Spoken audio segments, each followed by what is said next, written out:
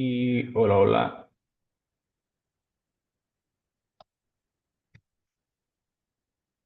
Hola, hola chicos, buenas tardes, buen día. En la clase del día de hoy estaremos hablando acerca de lo que son los tumores ováricos y es uno de los temas que tenemos pendientes por ver dentro de nuestro programa, lo cual yo considero que es uno de los pilares dentro de la ginecología, ya que este llega a tener un proceso, pues se puede llegar a dar un proceso de malignidad, de cáncer, por lo cual considero que es uno de los temas pilares que sí o sí debemos de empezar a dominar. Iniciamos.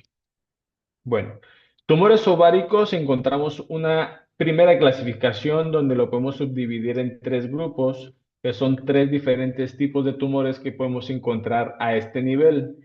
El primero de ellos son de origen epiteliales, como la flecha roja lo indica, abarca todo lo que tenga que ver el tipo de recubrimiento de lo que es la zona ovárica. Esto lo podemos subdividir en tres diferentes, que sería el seroso, mucinoso y lo que es el endometroide. Vamos a hacer énfasis en esta clase en lo que es el seroso y el mucinoso. Este tipo de tumoración va a ser alrededor del 75% de los tumores en lo que es la zona ovárica. Posterior encontramos los que son las células germinales. Estos vamos a tener una relevancia del 15 hasta el 25% de los casos y como la flecha lo indica, es todo aquello que tenga relevancia o tenga algún proceso con lo que es el folículo primordial. Entonces lo vamos a poder clasificar como germinoma o también como disgerminoma. ¿De acuerdo? El tercero de nuestra clasificación es derivado de lo que son los conductos del cordón sexual o del estroma, son del 5% y aproximadamente vamos a ver lo que son las tumoraciones de las células de Sertoli y las de Leydig. Uno de los primeros factos que vamos a soltar en esta clase es que siempre que hablemos de las células germinales o los tumores de origen germinal, recordemos que la célula germinal es la capacidad que tiene el folículo primordial para poder crecer y poder madurarse. Entonces, este tipo de tumoraciones vamos a encontrarlo de forma preferencial en mujeres en la edad fértil. ¿Por qué? Porque es donde encontramos todo este periodo de ciclo ovárico, ciclo endometrial, bla, bla, bla. ¿De acuerdo? Nomás hay que tenerlo presente siempre. Y el de tumores de origen epitelial, este suele verse más referenciado en mujeres postmenopáusicas. Entonces, si en nuestro caso clínico, en todo caso, nos llega a hablar acerca de un tumor de origen ovárico que es en una mujer que está dentro de los parámetros de la edad fértil, lo primero que deberemos de pensar es en un germinal. ¿De acuerdo? Si me habla acerca de una mujer ya estando en las fases de edad de la menopausia, en la posmenopausia, lo ideal que yo debo pensar es en una tumoración de origen epitelial. Va. Bueno, hablando epidemiológicamente, el cáncer de ovario es el cáncer más mortal en México hasta el último corte que tenemos de lo que es el 2024. Es el cuarto cáncer más común, pero es el que mayor tasa de mortalidad o letalidad posee. Todo esto secundario a que este tipo de cáncer lo diagnosticamos o nos percatamos de su existencia cuando ya está en un estadio avanzado. Es por eso que tiene alta tasa de mortalidad. Hablando acerca de lo que es la Globocom, uno de los datos que más nos dice es el número de casos reportados derivados a la mortalidad de lo que es el cáncer, que ronda aproximadamente de 185,000 muertes anuales aproximadamente en el mundo. Específicamente en México estamos hablando de 2,765 por año. Tiene una altísima tasa de mortalidad. Existen factores genéticos como también factores emergentes que siempre son relevantes al momento de algún tipo de evaluación o algún tipo de seguimiento tal cual. En la porción de los factores genéticos, ya hemos visto que la carga heredofamiliar es altísima. Aquí, familiares de primera línea, ya sea mamá o hermana, que hayan tenido algún tipo de tumoración de origen ovárico, tienen un cuatro veces más el riesgo de poder sufrir algún tipo de tumor en esta región o lo que es el cáncer. Algunos factores emergentes, la edad avanzada, mayores de 50 años, personas o mujeres que se encuentran en una posmenopausia. Recuerden que uno de los cánceres más comunes es lo que es el tipo seroso y este se suele dar en mujeres en estadios perimenopáusicos o posmenopáusicos. La nulliparidad, ¿qué quiere decir? De no tener ningún embarazo, aumenta significativamente ya que estamos hablando de un periodo más prolongado a lo que es el estrógeno, la misma menarquia temprana o menopausia tardía, me habla acerca de lo mismo. Un periodo de ventana mayor de exposición a lo que son los estrógenos. Hablando específicamente ya de lo que son los tumores epiteliales, lo puedo subdividir en dos, como ya lo habíamos dicho, los serosos y los mucinosos. ¿Qué es lo que quiero que sea más relevante de aquí? ¿Cuál es el que es más frecuente que llegue a encontrar? Que son los serosos. Es aproximadamente del 60 al 80% de los casos que yo sospeche o que yo detecte un tumor epitelial va a ser de estirpe seroso. ¿De acuerdo? Lo más relevante de esto es que pueden tener una alta tasa de transformación a generar un proceso de malignidad. Entonces, ojo con ello. Uno de los marcadores, perdón, tumorales más frecuentes que llegamos a encontrar en este tipo de los casos es el marcador CA125, ¿de acuerdo? Acuérdense que todo es cáncer hasta no demostrar lo contrario. Al momento de la biopsia, que es la única forma que yo puedo confirmar este tipo de estirpe de malignidad, voy a poder encontrar los que son los cuerpos de Samoma, ¿de acuerdo? En la contraparte, los que son de estirpe mucinoso, del 20 al 25% de los casos, y tienen una menor tasa de malignidad, acerca del 10%. El antígeno que va a estar presente en este tipo de los casos mucinosos es el CA199. Y al momento de la biopsia, lo que puedo encontrar es una pseudomixoma peritoneal característico de lo que son las tumoraciones ováricas epiteliales mucinosas. Hablando ya de lo que son los tumores de origen germinal, encontramos dos principalmente, los disgerminomas y los no disgerminomas. Hablando principalmente de lo que son los disgerminomas, encontramos que son los más frecuentes y estos, acuérdense, se van a dar en un periodo de vida en el que la mujer se encuentra en la edad fértil. Entonces van a ser los tumores que se encuentran durante la segunda y la tercera década de la vida. ¿De acuerdo? Lo más relevante o el facto más importante de rescatar de aquí es el antígeno que se va a elevar. En este caso encontramos la DHL. ¿De acuerdo?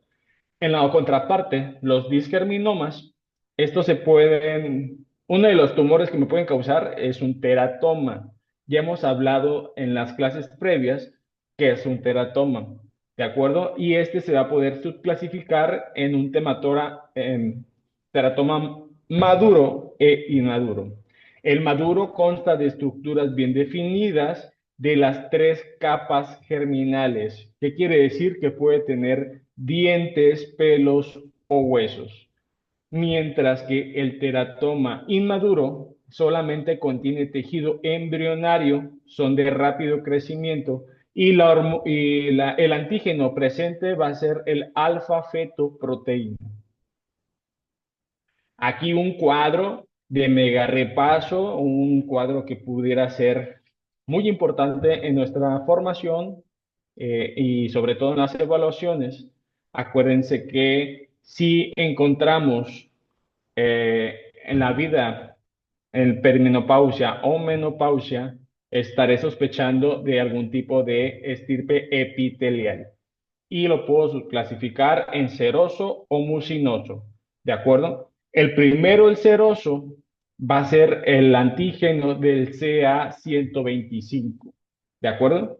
En el estirpe mucinoso, yo lo asocio a que es una moza, ¿de acuerdo? Entonces, en algunas partes del mundo, por ejemplo, en Colombia, o en algún tipo de países latinoamericanos o hispanohablantes, moza lo hace en referencia a una mujer joven. Entonces, ¿cuál es el promedio de este tipo de mujeres jóvenes? Pues 19 años, ¿no? Entonces, epitelial mucinoso va a ser de mucinoso, de moza, entonces va a ser el antígeno 19,9. En la porción de las germinales, mujeres jóvenes, lo puedo subclasificar en disgerminoma y no disgerminoma.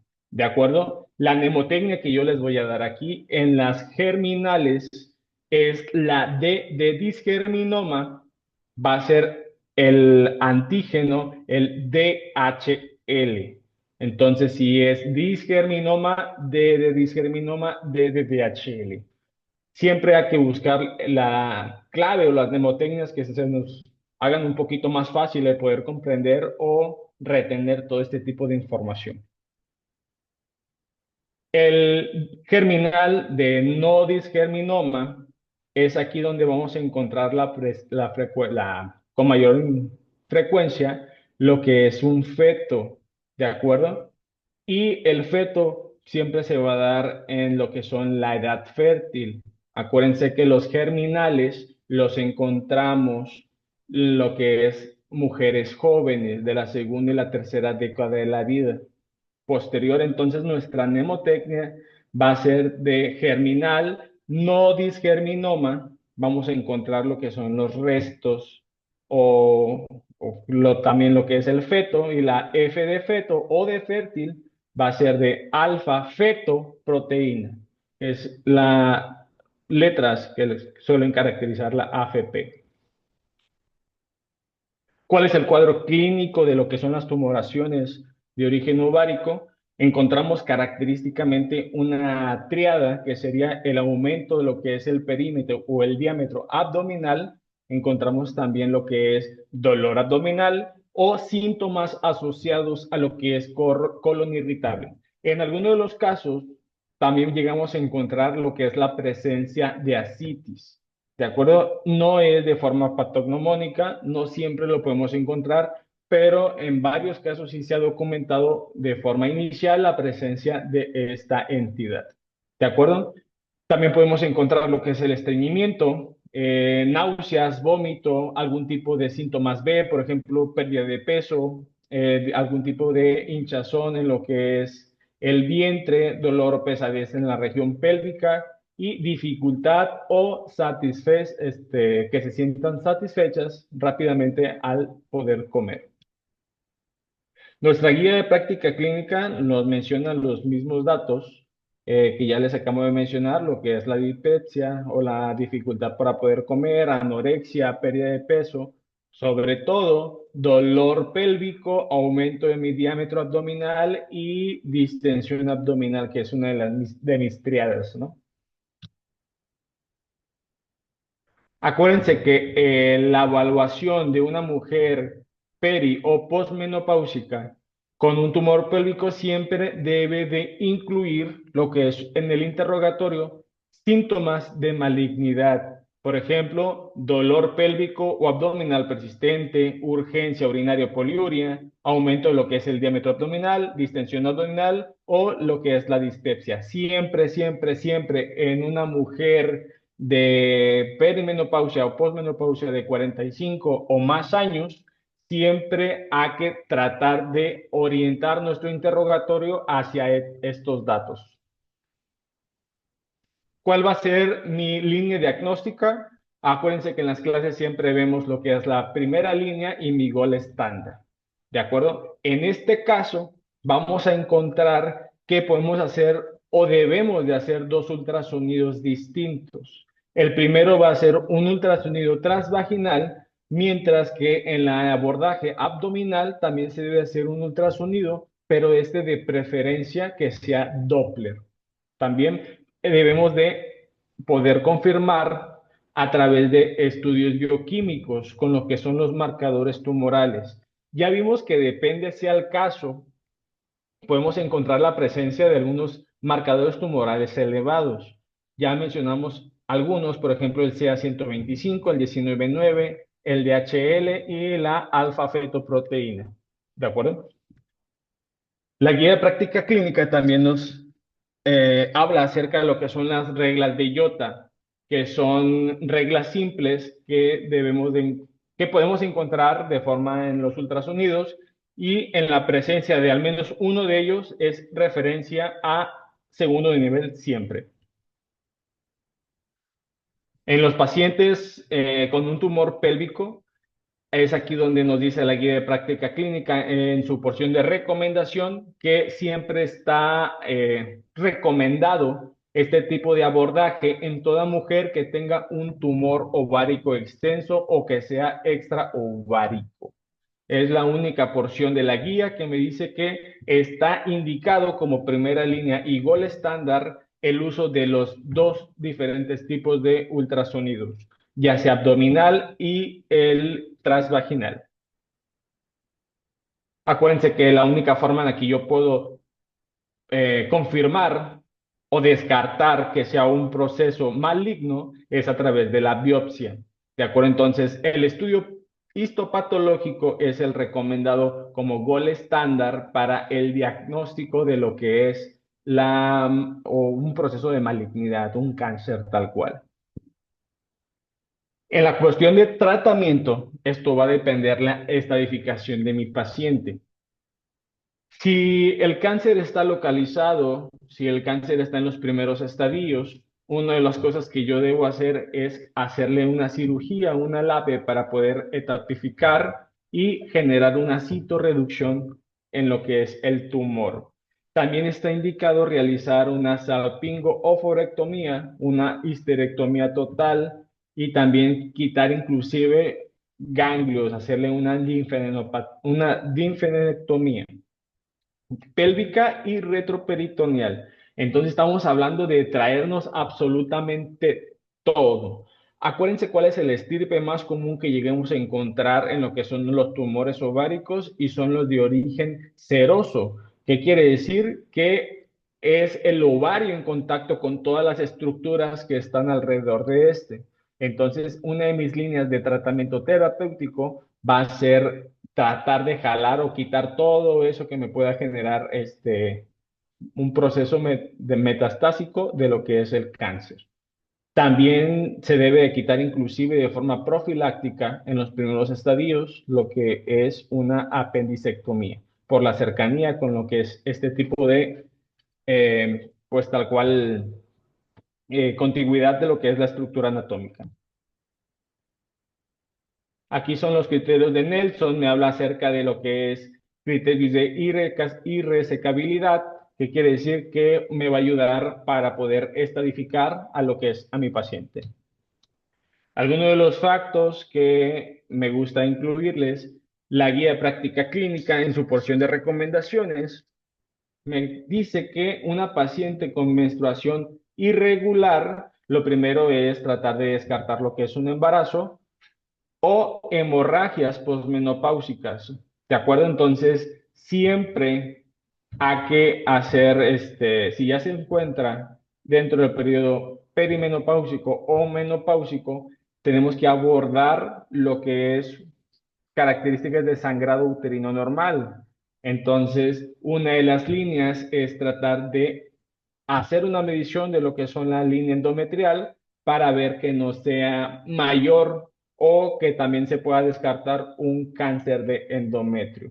Acuérdense que candidata o mujer candidata es aquella que tiene más de 4 milímetros de lo que es la línea endometrial, siendo posmenopáusica, y toda mujer en el periodo premenopáusico o en la edad fértil arriba de 12 milímetros ya va a ser candidata para biopsia endometrial. Entonces, es una de mis líneas que también debo de abordar, que no solamente me debo de centrar o focalizar a lo que es ovario, también tengo que ver todas las estructuras que están alrededor de esto. Y es un tema súper corto, es un tema súper puntual. Entonces, si no tenemos dudas, acuérdense que en la porción de comentarios va a estar abierto para que ustedes puedan colocar ahí sus dudas, alguna línea de seguimiento, ya sea en diagnóstico, tratamiento o algún tipo de definición o algo referente a lo que es el tema. Con gusto pueden ponerlo en comentarios y le daremos un seguimiento adecuado. Entonces, cuídense mucho, doctoras, doctores, un gusto saludarlos como siempre. Se despide el doctor Ciruelo. Nos vemos.